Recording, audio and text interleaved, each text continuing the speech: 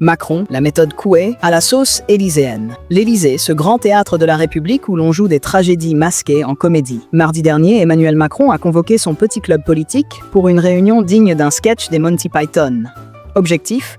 Trouver une méthode pour éviter la censure et gouverner un pays où tout le monde semble d'accord sur une chose, ne jamais être d'accord. La table ovale et les chaises musicales.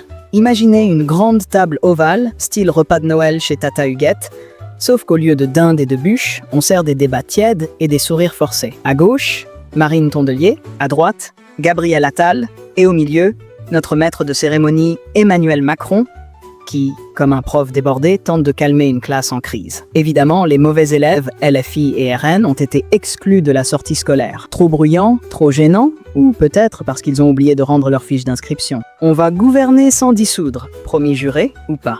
Le président a annoncé son souhait de ne pas dissoudre l'Assemblée nationale. Mais attention, ce n'est pas un engagement, hein ? Juste une petite promesse du genre. Si tu es sage, peut-être que je t'achèterai des bonbons. Traduction, je garde la dissolution dans ma poche, au cas où ça chauffe trop. C'est un peu comme si le capitaine d'un bateau en train de couler disait à son équipage « Ne vous inquiétez pas, on va continuer à naviguer, mais préparez les canots, on ne sait jamais. » Les 3 options du chef. 3 options pour sortir de l'impasse, mais aucune qui n'emballe vraiment. Parce que soyons honnêtes, la seule vraie option ici, c'est de trouver un nouveau Premier ministre pour jouer au punching ball à sa place. Michel Barnier, le paratonnerre de service, a fait son temps. Maintenant, il faut une nouvelle tête.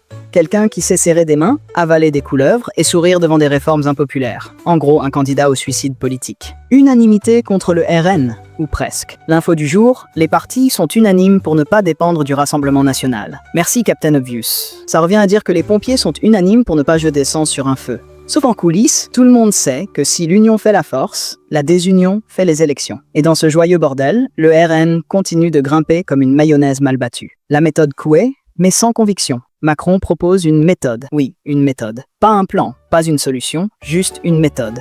Comme un coach de vie qui te vend des vidéos YouTube sur comment réussir sans effort. Résultat, un dîner sans saveur, où chacun repart avec ses petits plats dans ses grands principes et où le pays continue de dériver pendant qu'on discute du sens de la rame.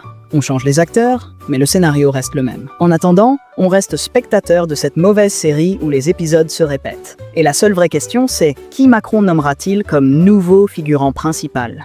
Suspense insoutenable, mais ne vous inquiétez pas. Ce ne sera qu'un énième remaniement cosmétique pour masquer l'érosion générale. Allez, bon courage au prochain. C'est un peu comme être nommé capitaine du Titanic, après l'iceberg.